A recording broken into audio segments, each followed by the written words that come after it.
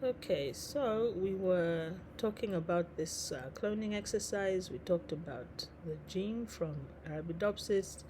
We talked about the mutant phenotype, which was something like this. So we talked about hexokinase being our target and how it looked like, the different types of sequences we might need, the phenotypes, what Arabidopsis looks like.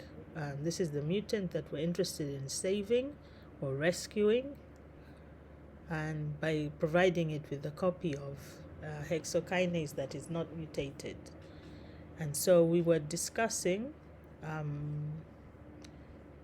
where were we? We're down, all the way down here in this whole workflow. We were here. We're discussing the difference between the genomic and the cDNA and why you have to choose the right one. So if you remember, we had started talking about the fact that you've got your chromosome like this, and our gene of interest is on the 4th chromosome of Arabidopsis, and it looks like this, and it's got the untranslated regions and the introns and exons, which are represented by the lines and the boxes.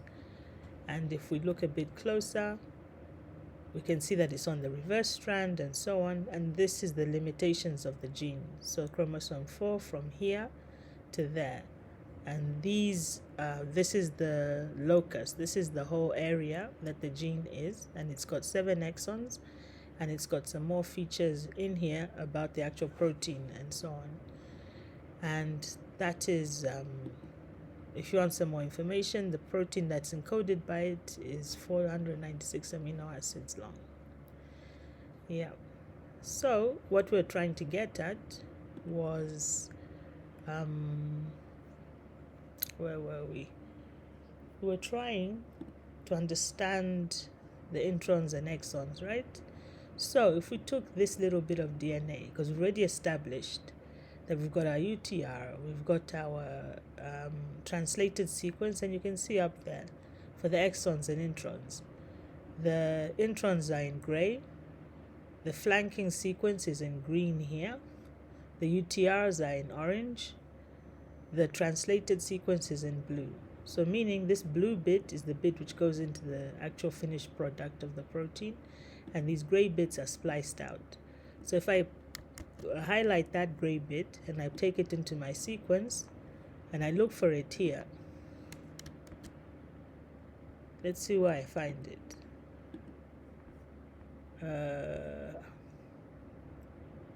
Let's take out the spaces. Or maybe it also has to be, let's see, are there spaces this side? Let's look for it again. I think I might have, let's find it again. So let's just get a little bit inside there of this, and let's look into our 2 different sequences. So we've got this genomic one, and we can select it and to see if it's inside here, and there it is. So that intron is inside here, which means that if I look, I'll find the other introns too. And one of the exercises you have is to highlight these, highlight the introns all the way through the sequence. So you've seen how I found this one. You have to do the rest of them. So these bits, highlight them and show them in that sequence. Highlight that and show where it is there. Now, if I do the same search in the other sequence here, this one is the cDNA, right? The mRNA rather. If I select it and look for that same bit of intron, it's not going to be there. It's only in this one, the genomic one. It doesn't occur here. This sequence is not in here. Why? Because this represents the gene when you've spliced out all those extra bits. So this is the one which directly encodes the protein. This is the one that comes off the mRNA.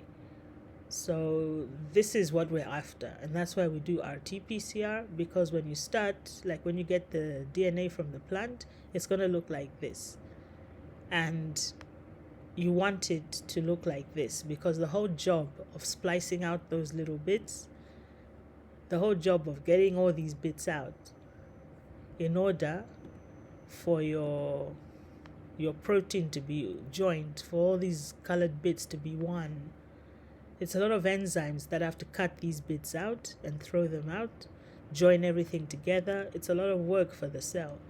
So if you're competing this with a piece of DNA that doesn't have these bits inside, you're going to have more expression from the one which is just complete.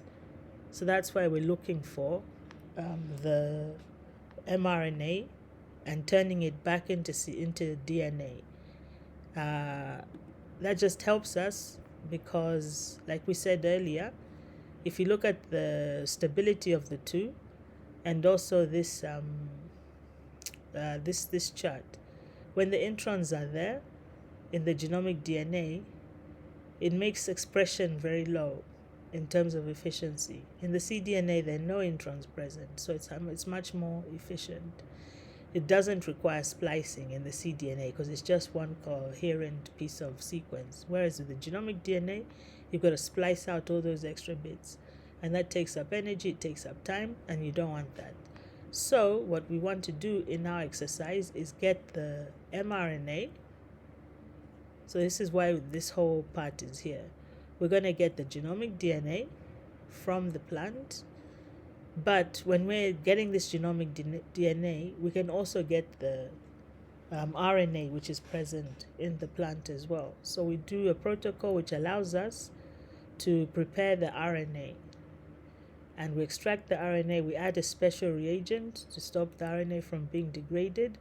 Then we get a special enzyme that converts RNA back into cDNA.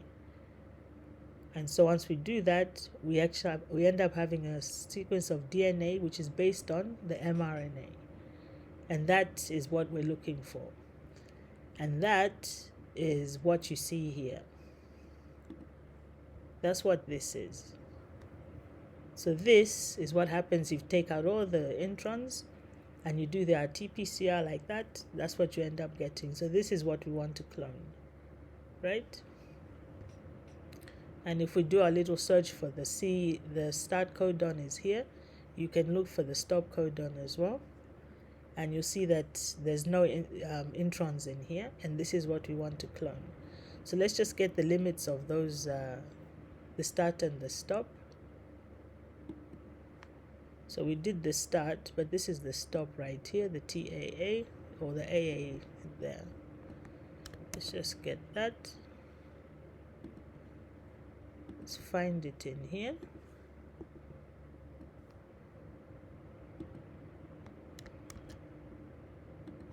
Make sure it's all the same. And where is it? I think I went over a barrier.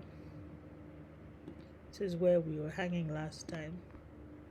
I'll just do this bit.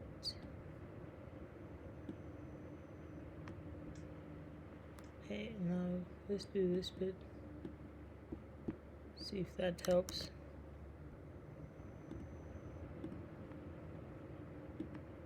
I think going over the line might have not helped our case at all. Okay. That's why am I not finding it in here?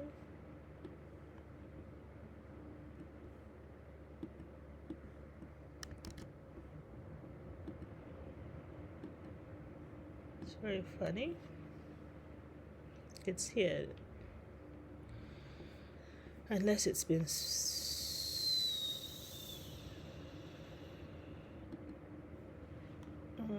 what have I done? So it goes, it's this that we're looking for.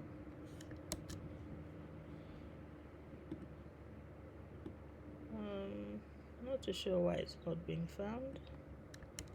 I'm just going upstream. I may have deleted something in all the work I was doing. Okay, all right. Alright, so it's here. I think I deleted something. I'm not too sure why it's not finding it. So this is here. So we're looking for CCTT CTCTAA. CTCTAA.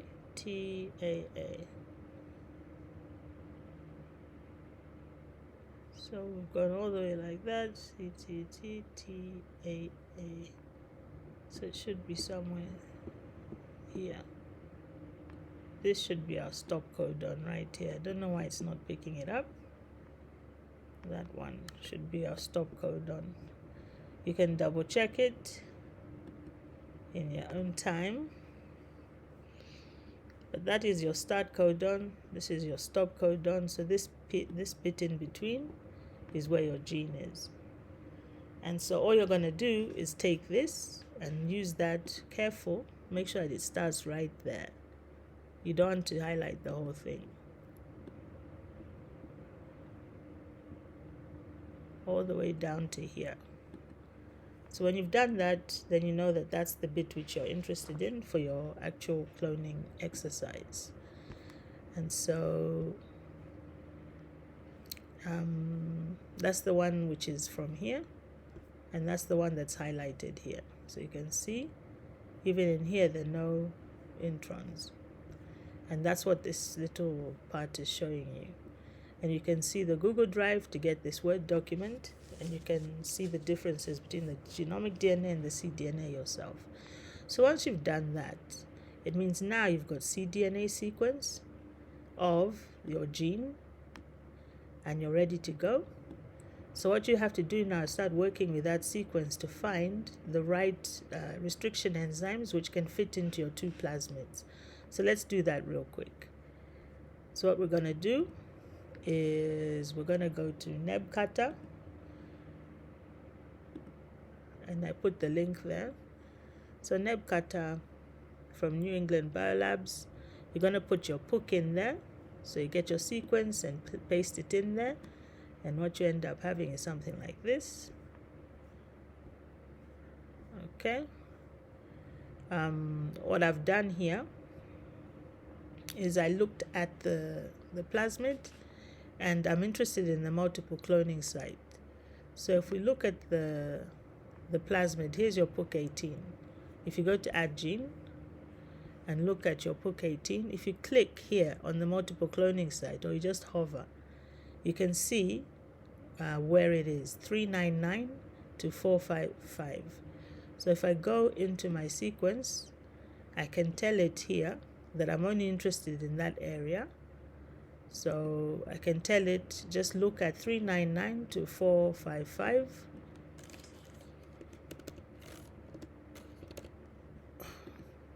And that's the only area that it will show me. And then I tell it I want only single cutters or 0 cutters or 2 cutters, and it will tell me, to show me here. So when I've done that, I can do the same for my sequence also in another window. Let's see. Let's see. Here, this is the one I did earlier. So I imported that piece of sequence, the cDNA, and if you import it in and you ask it to show you the different, here it's got like graphical view, enzyme list, custom digest, auth summary. The auth summary tells you the open reading frames which are visible in your section, and if you look at it, it's only that one basically, and it even gives you the protein. So this is the only gene that is encoded in my piece of DNA. So if I look in this piece of DNA, the only thing I'm going to find here is this open reading frame, which starts at this ATG and ends at this stop codon right here. There's no other frames in which there's a sensible piece of sequence. So that's what this NebCutter can also tell me. So now what I want to find out is I want enzymes which don't cut in here, because this is my insert DNA, and I want enzymes that are able to cut in my POOK sequence only once in the multiple cloning site. So let's just get a bit more clarity there. This is our POOK. We want an enzyme that cuts once here to open this out to make it linear so I can stick in my insert. And then I want another enzyme which does not cut my DNA, my insert DNA, so that I can digest this one with that enzyme, and the ends will be according to that enzyme. And then I can digest my insert DNA also and stick the two together and they'll match. So that's the whole point. So if we see how we're going to do that, I look in, this is my POOK 18. I've linearized it and I've told it which area to look at. And I want single cutters. And if I look at the single cutters here, there's all these. So I can note all these down.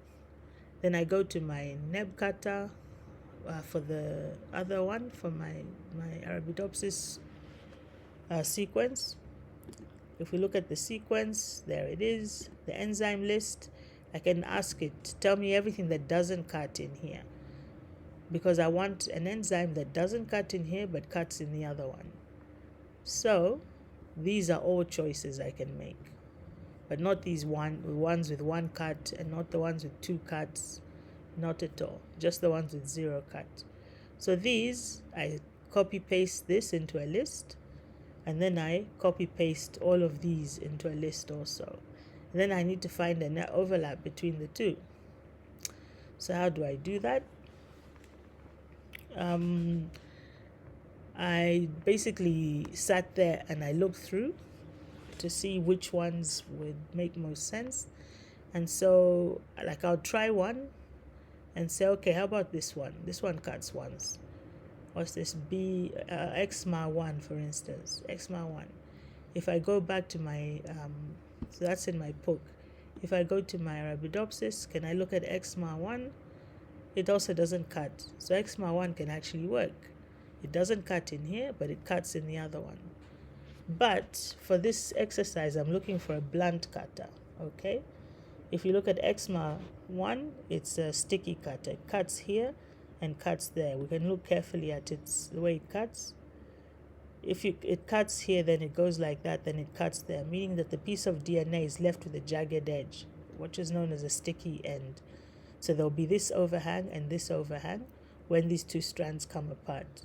I want a blunt cutter, so that it's easier for me to clone. So I want something that cuts like this, you see? So that when it cuts, this for instance, when it cuts, the end that is left is just blunt like that. I can easily ligate different strands together than if it's sticky. If it's sticky, they have to be complementary, and that becomes a bit tougher. So I'm looking for a blunt enzyme. So I did this, I looked through, and I looked at this ESMA1, here's one. And this is nice, CCC, GGG, blunt cut. So I look in the other one, in the POOK. Is it there as a, here we are, ESMA1.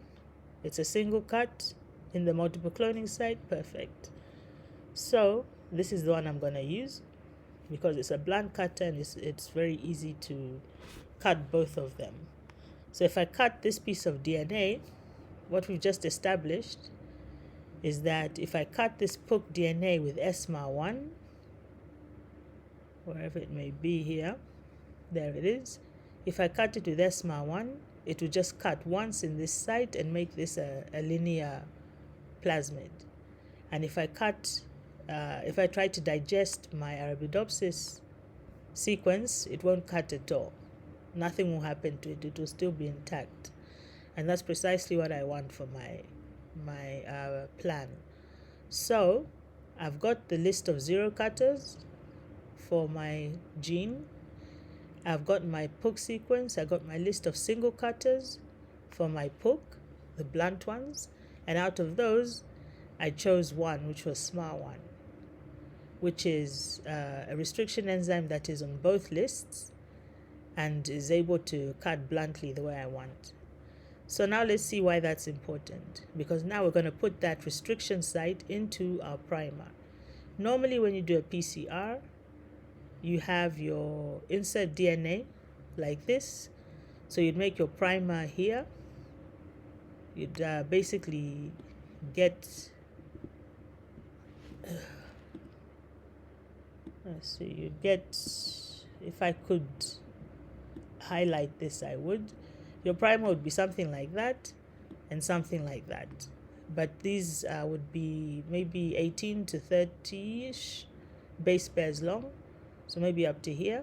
And this might go somewhere up to here. So you'd have a piece of DNA that anneals here, another one that anneals there, and that would amplify this middle bit. So what we're doing is we're making these same primers, but instead of just leaving them like that, we're going to make them a little bit longer. And we're going to put in some DNA, and then we're going to put in our restriction site, so that when you do this PCR, you're going to end up with this, but with a bit at the beginning that has the restriction site inside. So it will look something like this. Here's my ATG. This is the sequence of my gene here. ATG, GGT, and so on. So that's ATG, GGT, and so on. But what I've gone and done is I've inserted some stuff at the beginning. Here's my restriction enzyme site. Remember, this is the site for SMAR1. So I've put it there. And then I have added 2 more codons so that when the restriction enzyme sits here, it's got enough room to cut right there in the middle and give me a piece of DNA that has my sequence, and then it's got this bit stuck to the beginning of the ATG. So there'll be GGG, ATG, la la la la la. And all I have to do is make sure that everything I do stays in this frame. I don't want any insertions, I don't want any deletions. So everything I do is in these codons. I have to make sure the codons are all matching. And on the other side, I do the same thing, where I get my piece of sequence here at the end, starting with a stop codon, and I'm going to put in my restriction site here, and then some more codons, just for the enzyme to be able to sit on. So this is the reverse one, where I've got the TCA, which is the stop codon. This is all the rest of it. And then I've got my piece of my restriction site rather, and then some extra 2 codons that I've just shoved there. And so that is basically what we've done. And then this is the primer that you're left with. Your actual sequence plus the restriction site plus 2 codons.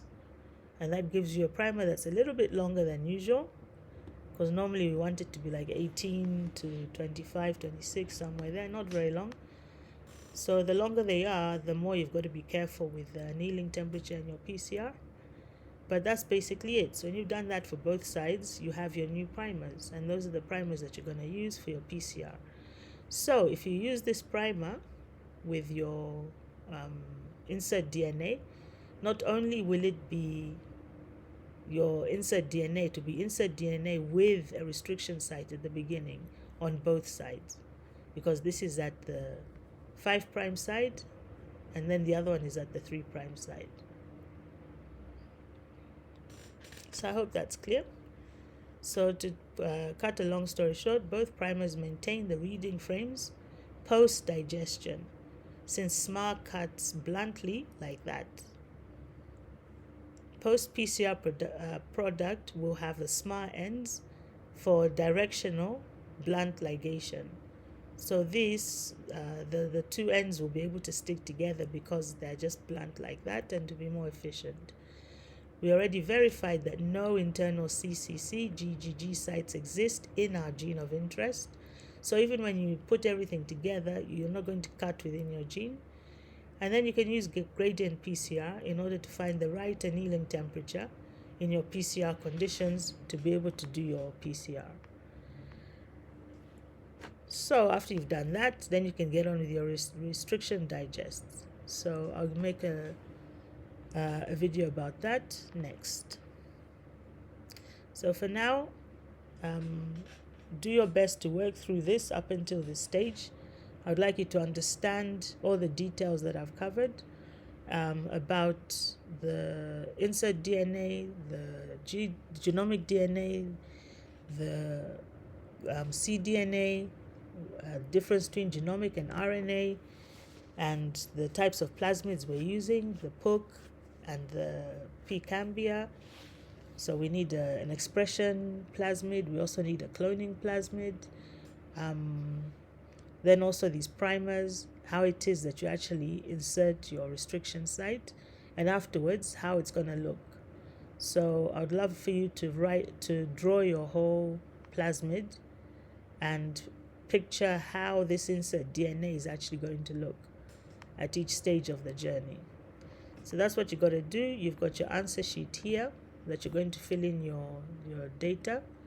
So follow it, and the place where you're going to find this, actually, it's available online at here. So if you just go there, publish.obsidian.md / Divine Blueprint Labs. If you go there, you will find this whole thing that I've just been talking about, and you can click on the answer sheet. It will give it to you. You can fill it in and work through it as best you can, and submit any attachments that need to be submitted. And you can find the extra materials like the Word document, this one, which gives you the sequences. So you can download it from there, this one that I was using. Okay. Yeah. So have a go and let's see how far you get. And note down from this first section, note down all the challenges that you're getting, and we work through each and every one until you get to a place where you understand the reasoning behind setting up your actual cloning experiment. So do that until where it says section 2, but you can go on if you want to see how far you can get. So after this is done, you're going to do the whole exercise again using the hexokinase from your model organism. Thanks for listening.